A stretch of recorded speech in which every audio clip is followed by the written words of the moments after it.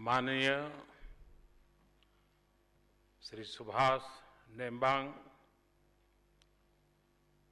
Parliament के speaker Shri एवं माननीय सांसदगण और आदरणीय सभागृह,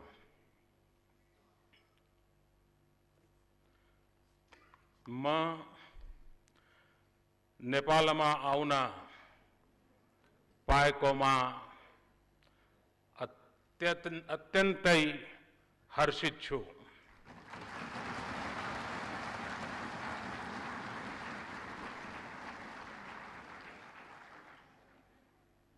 धैर्य धैर्य वर्ष अघि एक पथिक या तीर्थालु को रूप में मैं यहाँ आएको थिए।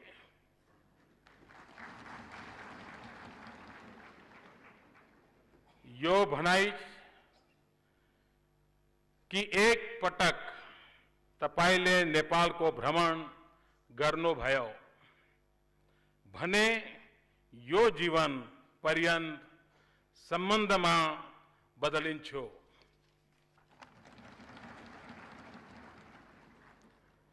प्रथमतः यस सुंदर देश को साथी को रूप में मैं फेरी फर्केर आएको छु। भारत को प्रधानमंत्री को हैसियत में पुनः आउन पाउँदा वास्तव में मैले भाग्यशाली महसूस गर्छु।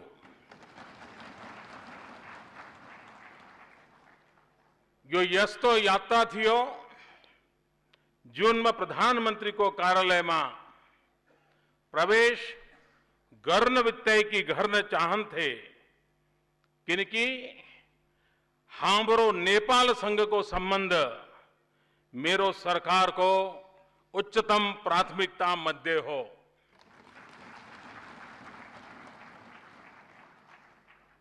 निमंत्रणा गर्नु भएकोमा म सरकार र नेपाल का जनतालाई धन्यवाद दिन चाहन्छु। म सँगै मैले 125 करोड़ भारतीय जनता को माया, शुभकामना र सद्भावना लिएर आयो छु।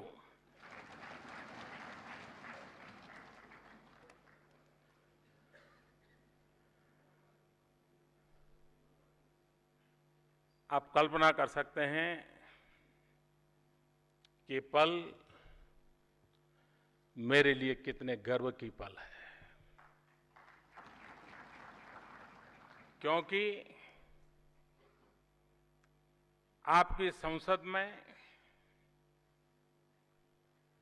मैं पहला मेहमान हूं जिसको आपने बुलाया है और संबोधन करने का अवसर दिया है। ये सम्मान सिर्फ नरेंद्र मोदी का या भारत के प्रधानमंत्री का नहीं, ये 125 करोड़ भारतीयों का सम्मान है। मैं इसके लिए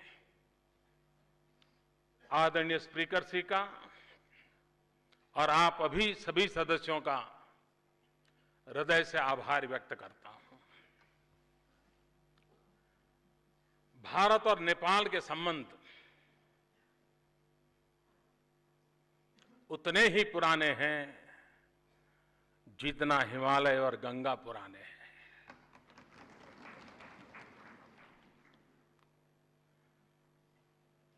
और इसलिए हमारे संबंध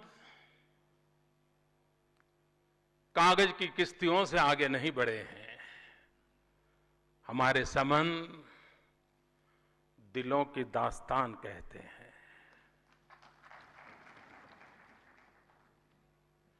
जन जन के मन के प्रतिघोष के रूप में है। हम एक ही सांस्कृतिक विरासत के धनी हैं।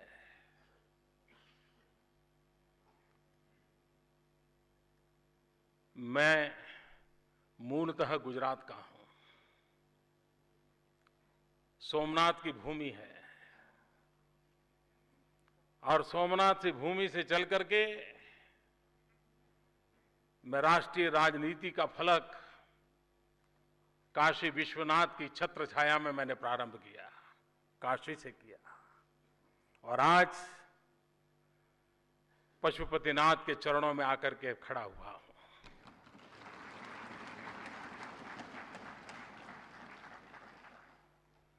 ये वो भूमि है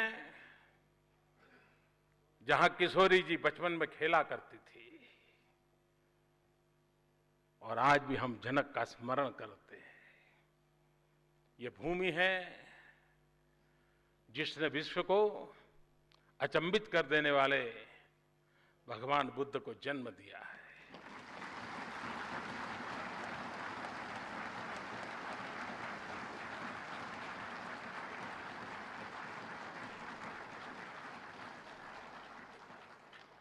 ऐसी एक सांस्कृतिक विरासत की धनी है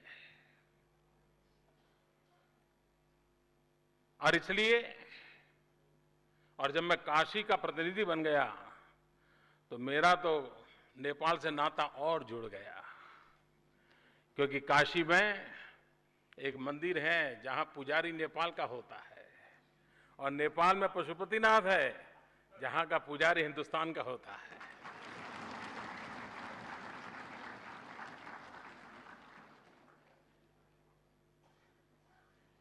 भारत का हर व्यक्ति 51 शक्तिपीठों के दर्शन की कामना करता है। उन 51 शक्तिपीठों में 2 शक्तिपीठ नेपाल में है। यानी इतना अटूट नाता है हमारा। और इतना ही नहीं, हिंदुस्तान ने वो कोई लड़ाई जीती नहीं है जिस जीत के साथ किसी नेपाली का रक्त न बहा हो।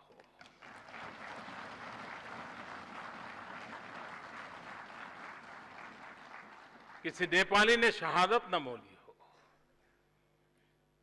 भारत के स्वाभिमान के लिए, भारत की रक्षा के लिए नेपाल का बहादुर मरने मटने के लिए कभी पीछे नहीं रहा। भारत के लिए जीने मरने वाले उन बहादुर नेपालियों को मैं आज नमन करना चाहता हूं।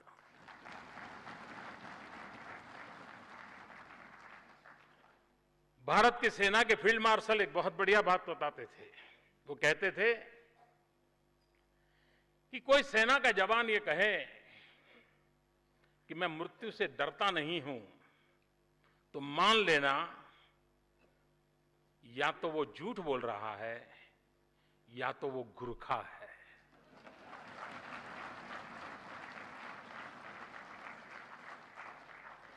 अगर गुरखा कहता है कि मैं मौत से नहीं डरता हूं, मतलब सच्चाई है। ये बात फील्ड मार्शल मानेक शॉ ने कही थी। ऐसी ये वीरों की भूमि है, सांस्कृतिक धारा है। और आज मैं कह सकता हूं, नेपाल के नागरिकों की नहीं, लोकतंत्र में विश्वास रखने वाले पूरे विश्व का ध्यान नेपाल की तरफ केंद्रित हुआ है। और नेपाल की तरफ केंद्रित हुआ है मतलब इस सभागृह में बैठे हुए आप सब पर केंद्रित हुआ है। लोकतंत्र में विश्वास करने वाला पूरा विश्व आज आपकी तरफ देख रहा है, बड़ी आशा भरी नजरों से देख रहा है। आपको लगता होगा कि आप इस सदन में बैठ करके संविधान के निर्माण की चर्चा कर रहे हैं, भिन्न भिन्न धाराओं की चर्चा कर रहे हैं, समाज के भिन्न भिन्न वर्गों के हितों के कल्याण की चर्चा कर रहे हैं। इतना नहीं है। संविधान के निर्माता के रूप में आपको यह सौभाग्य मिलना उस घटना को मैं अगर और तरीके से देखूं, हम जिस परंपरा से जीते हैं, कभी कुछ ऋषि मन ने वेद निर्माण किए, किसी ने उपनिषदें निर्माण की, किसी युग में संहिताओं का निर्माण हुआ, और जिसके प्रकाश में हजारों साल से हम अपना जीवन निर्वाह और आयोजन करते रहते हैं। उसी कड़ी में आधुनिक जीवन में राष्ट्र का संविधान भी एक नई संहिता के रूप में जन्म लेता है। नए युग को दिशा दर्शन देने का काम संविधान के माध्यम से होता है, जो किसी जमाने में ऋषियों ने वेद के द्वारा, पुराणों के द्वारा, संहिता के द्वारा किया था। एक प्रकार से आप नई संहिता लिख रहे हैं, और इसलिए ये सौभाग्य प्राप्त करने वाले आप सबको मैं हृदय से अभिनंदन करना चाहता हूं, बधाई देना चाहता हूं।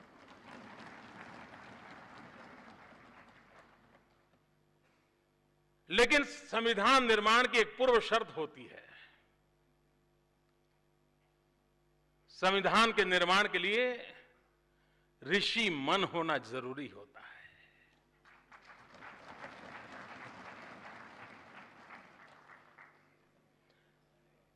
वो मन जो दूर का देख सकता है, वो मन समस्याओं का अंदाज लगा सकता है, और वो मन आज भी उन शब्दों में अंकित करेगा जो 100 साल के बाद भी समाज को सुरक्षित रखने की, समाज की विकास यात्रा को आगे बढ़ाने की कोशिश करेगा। कितना पवित्र, कितना उम्दा, कितना विशाल, कितना व्यापक काम आप लोगों के पास है, और इसलिए आप बहुत भाग्यशाली हैं। मैं आपको नमन करने आया हूं, मैं आपका अभिनंदन करने आया हूं। संविधान एक किताब नहीं होती है। संविधान कल, आज और कल को जोड़ता है। मैं कभी कभी सोचता हूं, भारत का संविधान वो हिमालय को समंदर के साथ जोड़ता है, भारत का संविधान कच्छ के रेगिस्तान को नागालैंड की हरी भरी पर्वतमालाओं के साथ जोड़ता है। 125 करोड़ नागरिकों के मन को, आशा को, आकांक्षाओं को पल्लवित करता है। आप जिस संविधान का निर्माण करने जा रहे हैं, वो सिर्फ नेपाल के नागरिकों के लिए नहीं, दुनिया के इतिहास में एक स्वर्णिम पृष्ठ लिखने जा रहे हो। आपको आश्चर्य होगा कि मोदी जी क्या बता रहे हैं। मैं सच बता रहा हूं। आपका संविधान जो बनेगा वो सिर्फ नेपाल के लिए नहीं, विश्व के लिए एक स्वर्णिम पृष्ठ बनने वाला है। क्योंकि इतिहास की धरोहर में देखें तो एक सम्राट अशोक हुआ करते थे। युद्ध के बाद शांति की तलाश में निकले, युद्ध छोड़ बुद्ध की शरण गए, और एक नया स्वर्णिम पृष्ठ लिखा गया। मैं उन सबको बधाई देता हूं जिन्होंने बुलेट का रास्ता छोड़ करके बैलेट के रास्ते पर जाने का संकल्प किया, नेपाल की धरती पर किया।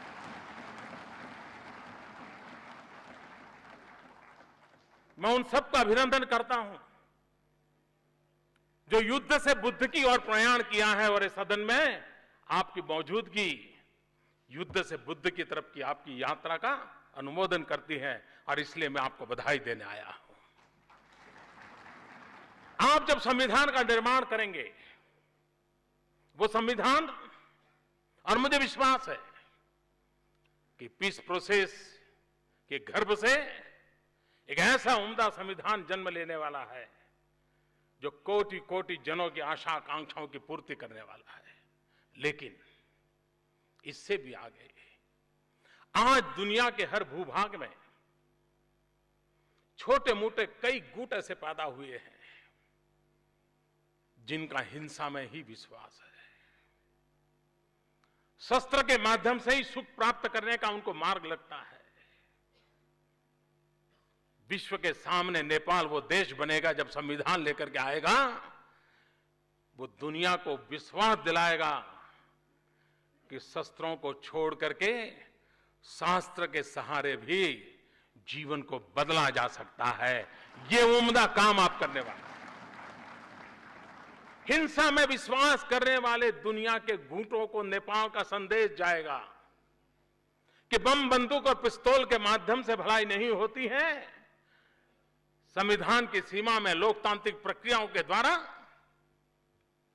इच्छित परिणामों को प्राप्त किया जा सकता है। और ऐसा उम्दा काम आपने शुरू किया है और उन लोगों ने उसमें हिस्सेदारी की है जिन्होंने कभी शस्त्र में भरोसा किया था, शस्त्र को छोड़ करके, युद्ध को छोड़ करके बुद्ध के मार्ग पर जाने का रास्ता अपनाया। और इसलिए एक ऐसा पवित्र काम आपके माध्यम से हो रहा है, इस संविधान सभा के माध्यम से, जो विश्व के हिंसा में विश्वास रखने वाले लोगों को पुनर्विचार करने के लिए मजबूर करेगा। और आपका प्रयोग अगर सफल रहा तो विश्व को हिंसा से मुक्ति का एक नया मार्ग ये बुद्ध की भूमि से मिलेगा। ये मुझे आपके संविधान में ताकत नजर आ रही है और इसलिए मैं उस रूप में इस संविधान सभा को देख रहा हूं, उस सामर्थ्य के रूप में देख रहा हूं। संविधान किसके लिए?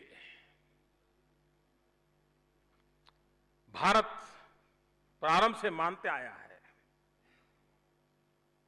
हमारा काम आपके काम में दखल करने का नहीं है। भारत का तो काम, आप जो संकल्प करें, आप जो दिशा चुने, उसमें हम अगर काम आ सकते हैं तो काम आना यही हमारा संकल्प है। आपको दिशा देना ये हमारा काम नहीं है, आपकी मंजिल को और ले जाना ये हमारा काम नहीं है। नेपाल एक सार्वभौम राष्ट्र है।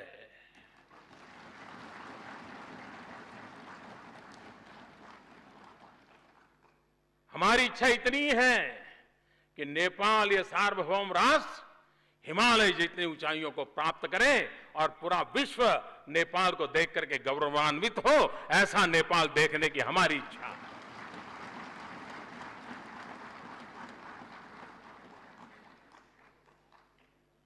और इसलिए आपके पड़ोस में बैठ करके और हमारे लोकतंत्र के अनुभव के आधार पर हमें अच्छा लगता है जब ये बातें सुनते हुए आप इस दिशा में जा रहे हैं, हमें आनंद होता है। संविधान वो हो जो सर्व समावेशक हो, हर नेपाली नागरिक को, गरीब हो, अमीर हो, पढ़ा लिखा हो, अनपढ़ हो, गांव में हो, शहर में हो, पहाड़ में हो, तराई में हो, कहीं पर भी हो, हर नेपाली को संविधान जब आए तो उसना लगना चाहिए ये ऐसा गुलदस्ता है जिस गुलदस्ते में मेरे भी पुष्प की महक है।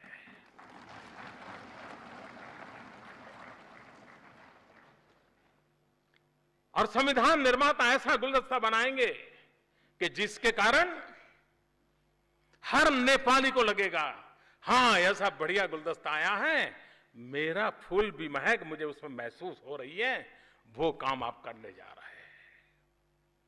संविधान वो हो जो सर्वजन हिताय हो, सर्वजन सुखाय हो, किसी एक का भला करने के लिए नहीं। संविधान जन सामान्य की आशा आकांक्षाओं की पूर्ति के लिए होना चाहिए। संविधान जोड़ता है, संविधान कभी तोड़ता नहीं है। संविधान विवादों को संवाद की ओर ले जाने का एक सबल माध्यम होता है और इसलिए चाहे पहाड़ हो, तराई हो, संविधान जोड़ने का काम करे और अधिक ताकत पैदा करने का काम करे। उस दिशा में आप सिद्धि प्राप्त करेंगे, ये मेरा पूरा विश्वास है। संविधान वर्तमान के बोझ से दबा हुआ नहीं होना चाहिए। और ऋषि मन का मेरा तात्पर्य यही है, जो वर्तमान से मुक्ति की अनुभूति करता है और जो आने वाले कल को बहुत गहराई से देख सकता है, वही ऋषि मन होता है जो संविधान का निर्माण आने वाली पीढ़ियों के लिए करता है। और हमारी सोच होनी चाहिए, संविधान में हजारों चीजें अच्छी होगी, लेकिन एक कॉमा एक फुल स्टॉप कहीं पर भी ऐसा आ गया जो आज तो पता नहीं रहे, कॉमा है फुल स्टॉप है पता नहीं, लिख दिया, लेकिन कहीं 50 साल के बाद 100 साल के बाद कॉमा और फुल स्टॉप के रूप में आया हुआ कोई एकाध चीज कहीं विष बीज न बन जाए, विष वृक्ष का जन्म न दें, जो नेपाल के इन सपनों को रौंद डाले। ऐसी स्थिति कभी आए नहीं।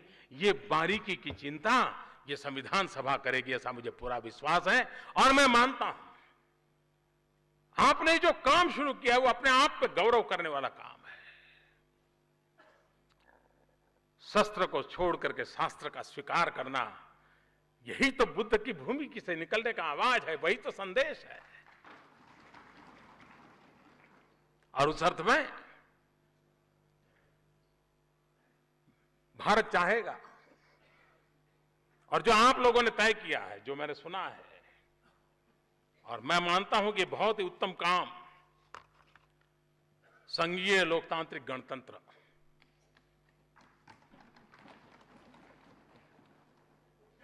आज उपलब्ध व्यवस्था में उत्तम रास्ता आपने चुना है। और भारत हमेशा आपके संघीय लोकतांत्रिक गणतंत्र की कल्पना को पूरा पूरा आदर करता है, स्वागत करता है। इंतजार यही है कि जितना जल्दी हो, इंतजार इसी बात का है।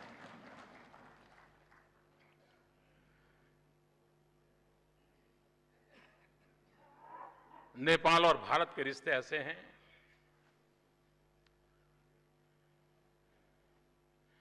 कि थोड़ी सी भी हवा इधर उधर हो जाए तो ठंड हमें भी लगती है। अगर सूरज यहां तप जाए तो गर्मी हमें भी लगती है। ऐसा अटूट नाता है।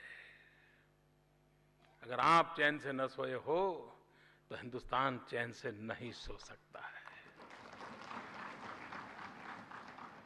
नेपाल का कोई मेरा भाई भूखा हो तो भारत कैसे आनंद ले सकता है।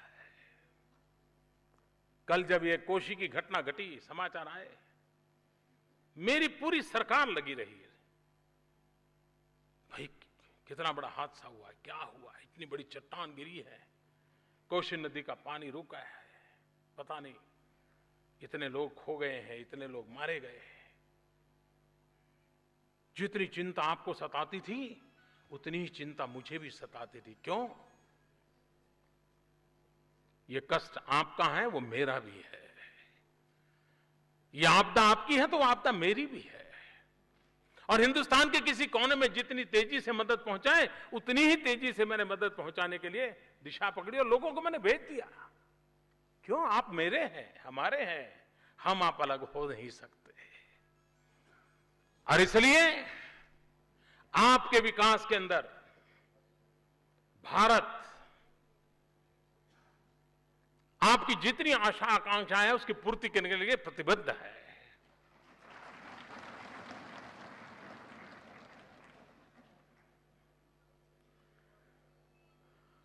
नेपाल जहां से जन्मे हुए बुद्ध ने मन के अंधेरे को दूर किया था, विचारों का प्रकाश दिया और मानव जात को एक नई चेतना मिली थी। ये नेपाल पानी की शक्ति का ऐसा धनी है कि बिजली के माध्यम से आज भी हिंदुस्तान का अंधेरा दूर कर सकता है।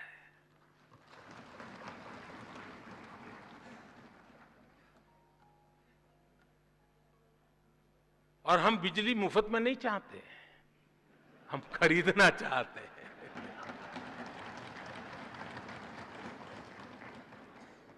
हम आपका पानी भी ले जाना नहीं चाहते, आपका पानी। और वैसे तो एक बात मैं नहीं जानता हूं नेपाल में ये बात किस रूप में देखा जाएगा। पानी और जवानी ये कभी पहाड़ के काम नहीं आते हैं।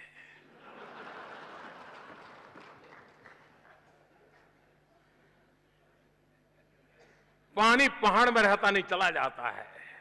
और जवानी भी, पहाड़ में जवानी, थोड़ा सा उम्र बढ़ गई तो मौका ढूंढ, चलो कहीं चले जाए, रोजी रोटी। बेचारे को कहा रोजी रोटी नहीं है। वो जवानी भी पहाड़ के काम नहीं आती, वो पानी भी पहाड़ के काम नहीं आता है। लेकिन किसी युग में कहा गया होगा हमें इस बात को बदलना है। वो पानी पहाड़ के काम कैसे आए, वो जवानी पहाड़ को कैसे नए रौनक दें, वो नई दिशा बदलना हम चाहते हैं।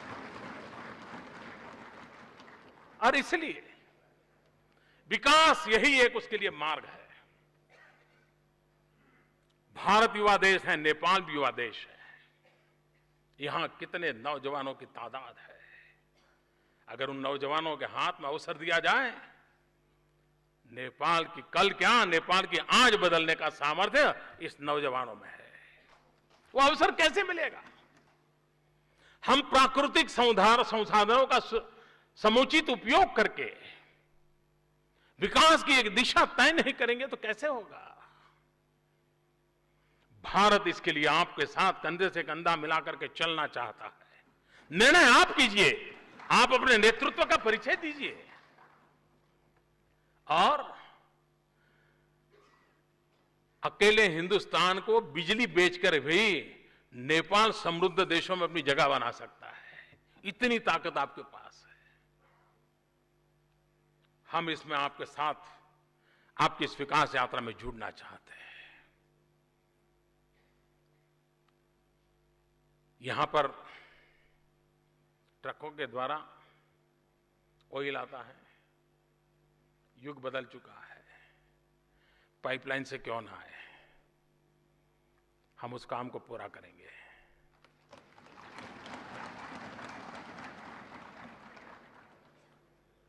शिक्षा के क्षेत्र में यहां के नौजवान भारत आते हैं, उनको भारत सरकार स्कॉलरशिप देती है। उस स्कॉलरशिप पाने वाले नौजवानों की संख्या में मैं बढ़ोतरी करना चाहता हूं। अधिक नौजवानों को अवसर मिले। और ये मैं आपको समझ लीजिए, आज ही घोषणा कर दी, उसका फायदा उठाइए।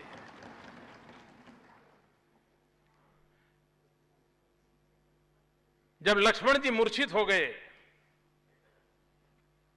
तो हनुमान जी पौधा लेने के लिए यहां आए थे।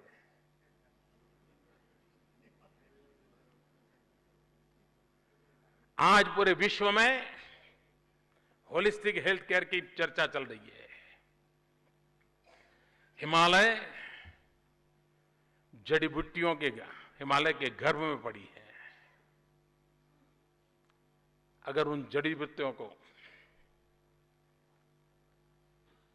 हम हर्बल मेडिसिन को बढ़ावा दें, क्यों न नेपाल दुनिया में सबसे बड़ा हर्बल मेडिसिन का एक्सपोर्टर क्यों न बने?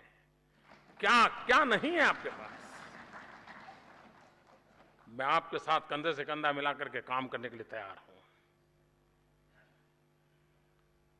भारत जो मदद हो सके करना है, क्योंकि आने वाले दिन में विकास को कैसे किस दिशा में ले जाना आपके पास ये पड़ा है। मैं नया नहीं कहता हूं।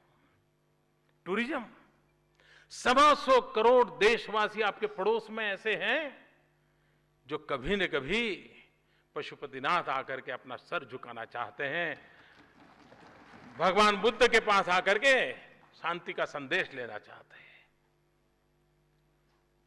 क्यों न नेपाल का टूरिज्म उस रूप में विकसित हो ताकि भारत से बहुत बड़ी मात्रा में टूरिस्ट नेपाल को मिले। और टूरिज्म एक ऐसा क्षेत्र है, कम से कम पूंजी से ज्यादा रोजगार देने वाला कोई क्षेत्र है तो टूरिज्म है। टूरिस्ट आता है तो चना बेचने वाला भी कमाता है, मूंगफली बेचने वाला भी कमाता है, ऑटो रिक्शा वाला भी कमाता है, टैक्सी वाला भी कमाता है, चाय बेचने वाला भी कमाता है। और जब चाय बेचने वाले की बात आती है तो मुझे जरा आनंद होता है।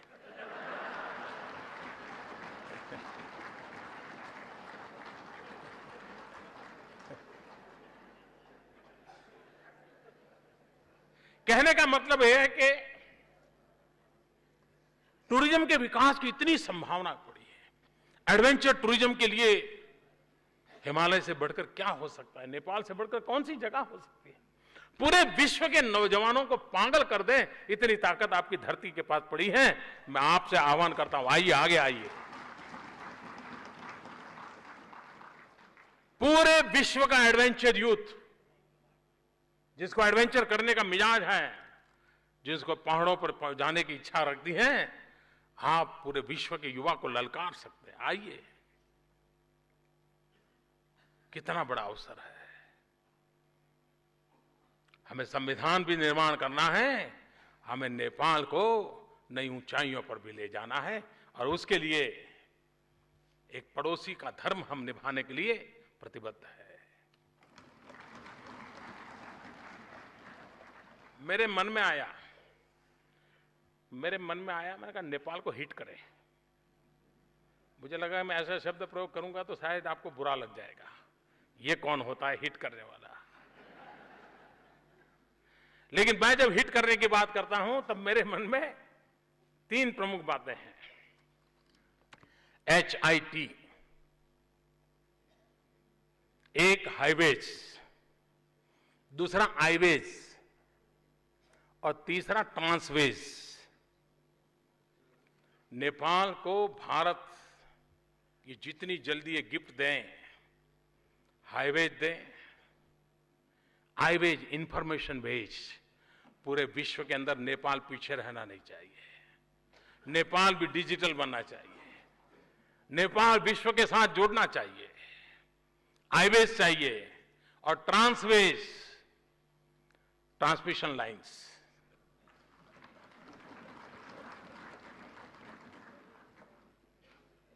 आज बिजली जितनी हम दे रहे हैं नेपाल को,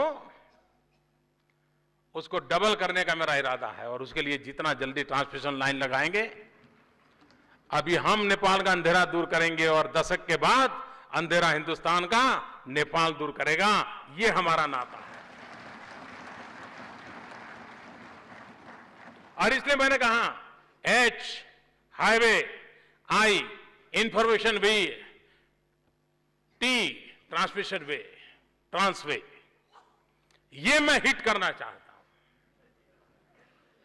और आप भी चाहेंगे ये हिट जल्दी हो।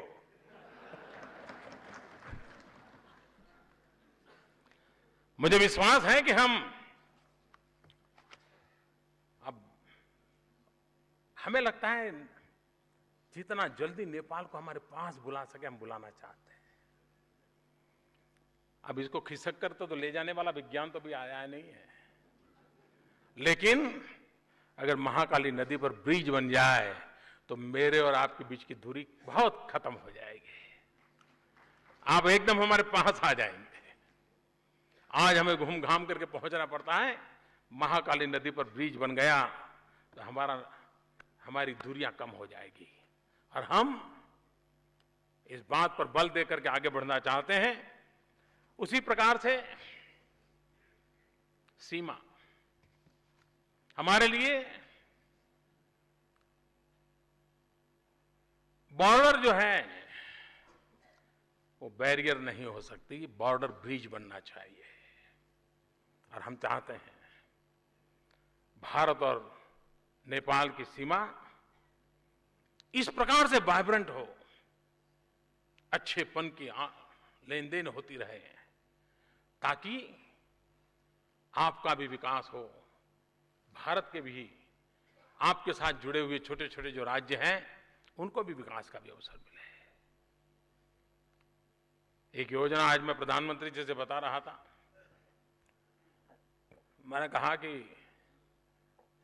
हिमालयन पर रिसर्च होना बहुत जरूरी है। इतनी बड़ी प्राकृतिक संपदा है, भारत ने उस पर एक काम शुरू किया है। हमने हमारे इस बजट में भी उसकी घोषणा की है। नेपाल भी उसमें आगे बढ़े और हम मिलकर के हिमालय की शक्ति मानव जात के लिए कैसे काम आ सकती है, उसके वेज एंड मीन्स क्या हो, उसके सामर्थ्य को हम पहचाने, विज्ञान की उन नई परतों को हम खोले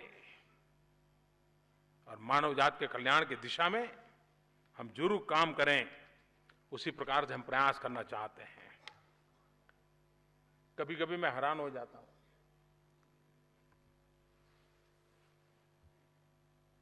अमेरिका टेलीफोन करना है तो बड़े सस्ते में हो जाता है, लेकिन नेपाल फोन करना है तो बड़ा महंगा पड़ जाता है।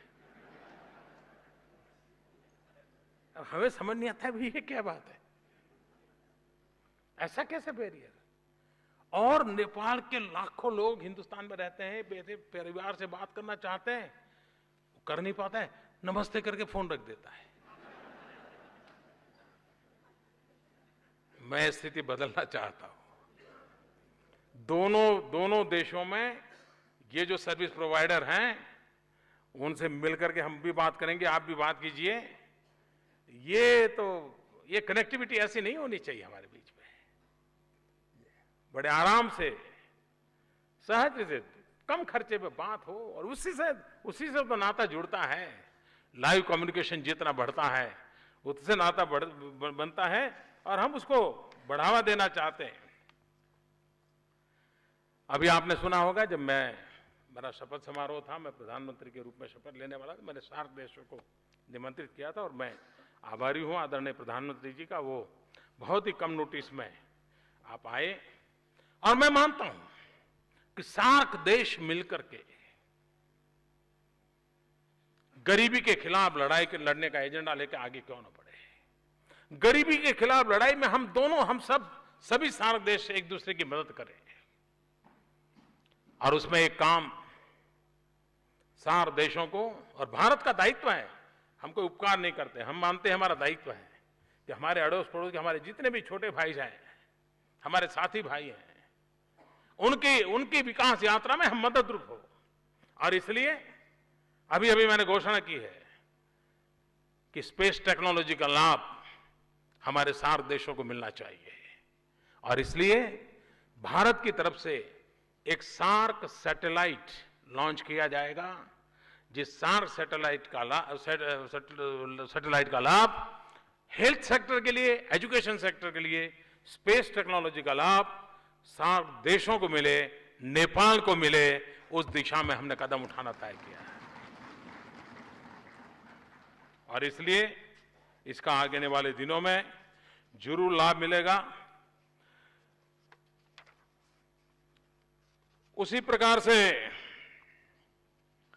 मैंने पहले ही कहा कि जो मल्टीपर्पज प्रोजेक्ट आपने देखा होगा,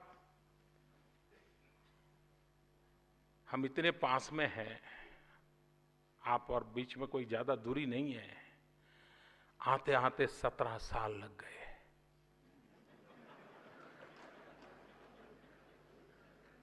यह अखरता है। मैं आपको वादा करता हूं अब ऐसा नहीं होगा।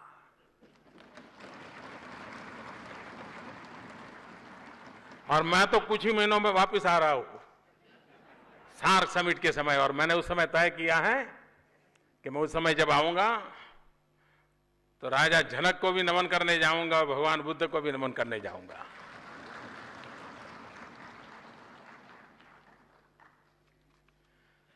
यह खुशी की बात है कि पंचेश्वर प्रोजेक्ट बहुत पहले तय हुआ, कितने रुपये की लागत बढ़ गई, लेकिन अब अथॉरिटी का निर्माण दोनों देशों में हुआ है। मैं मानता हूं 1 साल के भीतर 5,600 मेगावाट का ये प्रोजेक्ट काम आरंभ हो जाए। आप कल्पना कर सकते हैं नेपाल की कितनी बड़ी सेवा होगी। आज नेपाल के पास जितनी बिजली है उससे करीब करीब 5 गुना बिजली, छोटी बात नहीं है जी। विकास को कितनी नई ऊंचाई मिल सकती है, और उसके लिए भारत बिल्कुल प्रोएक्टिव होकर के आपके साथ काम करने के लिए तैयार हो और हम आपको उस दिशा में पूरा प्रयास करेंगे।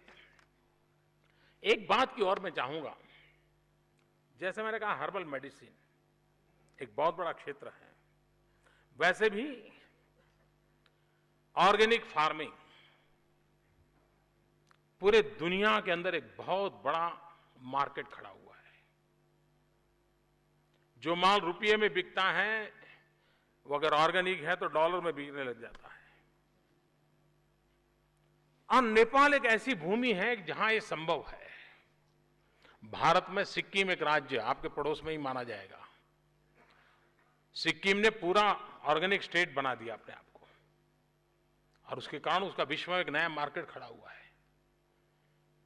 अगर नेपाल उस दिशा में जाना चाहता है, मुझे खुशी होगी आपको मदद करने की, आपके साथ काम करने की। उसी प्रकार से हमने एक प्रयोग शुरू किया है हिंदुस्तान में सॉइल हेल्थ कार्ड का। हम जानते हैं नेपाल और हिंदुस्तान में हम नागरिकों के पास भी हेल्थ कार्ड नहीं है, लेकिन हम सॉइल हेल्थ कार्ड किसानों को उसकी जमीन की तबीयत कैसी है, कोई बीमारी तो नहीं है, विशेषताएं क्या है, किस प्रकार के फसल के लिए उपयोगी हैं, कौन सी दवाइयां वहां नहीं डालनी चाहिए, कौन सी दवाइयां ही डाली जा सकती है, कितना फर्टिलाइजर लेना, ये सारी वैज्ञानिक तरीके से आगे बढ़ाया जा सकता है। अगर नेपाल की रुचि होगी तो हम सॉइल हेल्थ कार्ड के इस काम को जो हम हिंदुस्तान में आगे बढ़ा रहे हैं, यहां के किसानों को भी अगर उसका लाभ मिलेगा तो कृषि आधुनिक हो, कृषि वैज्ञानिक हो, उसमें हम बहुत बड़ी मात्रा में उपयोगी हो सकते हैं। और मैं चाहता हूं कि आने वाले दिनों में इसके लिए आप जरूर ही कुछ न कुछ सोचेंगे, और मैं मानता हूं उसी प्रकार से आज जब मैं आपके बीच आया हूं तो मैं आज ये भी आपको घोषणा करके जाना चाहता हूं, भारत नेपाल को 10,000 करोड़ नेपाली रुपए कंसेशनल लाइन ऑफ क्रेडिट की सहायता देने का हमने निर्णय किया है। हम यह सुनिश्चित करेंगे कि इस क्रेडिट का उपयोग नेपाल की प्राथमिकता पर होगा।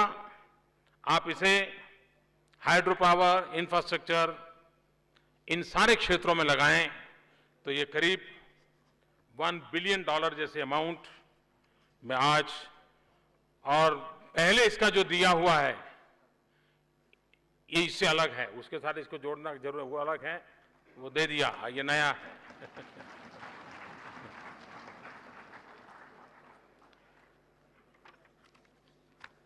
तो फिर एक बार आपने मेरा स्वागत किया, सम्मान किया, इसलिए मैं आपका आभारी हूं। लेकिन मैं फिर से एक बार विश्वास दिलाता हूं कि दुनिया की नजरें आपकी तरफ हैं, विश्व बड़ी आशा भरी नजरों से आपकी तरफ देख रहा है, क्योंकि शस्त्र से मुक्ति का मार्ग संविधान के माध्यम से आज शस्त्र के रास्ते पर चल पड़े लोगों को वापस लाने का काम नेपाल की सफलता से जुड़ा हुआ है। आप सफल हुए तो दुनिया को वापस लौटने का अवसर मिलेगा, शस्त्र छोड़ने की प्रेरणा मिलेगी, और लोकतांत्रिक व्यवस्था से भी जन मन की आशा आकांक्षाओं की पूर्ति का रास्ता, नया विश्वास पैदा करेगा। आप संविधान के इस काम को उस रूप में देखें। इसलिए मैं दोबारा उस बात का उल्लेख करता हूं कि आपका ऋषि मन 100 साल के बाद नेपाल कैसा हो, नेपाल के लोग कैसे हो, नेपाल के लोगों को क्या मिले, इसका निर्णय आप कर रहे हैं, और उस निर्णय में आप सफल होंगे। और भगवान की बुद्ध की भूमि में विचारों की कोई कमी हो नहीं सकती, इरादों की कमी नहीं हो सकती है, संकल्प शक्ति की कमी नहीं हो सकती है।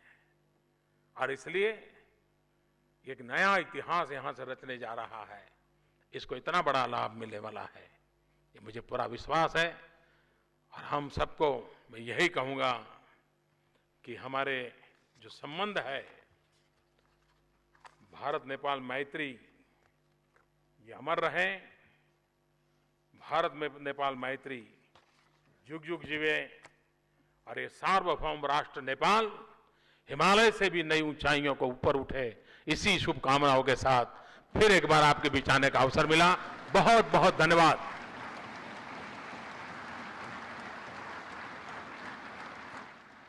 मान्य सदस्यहरू,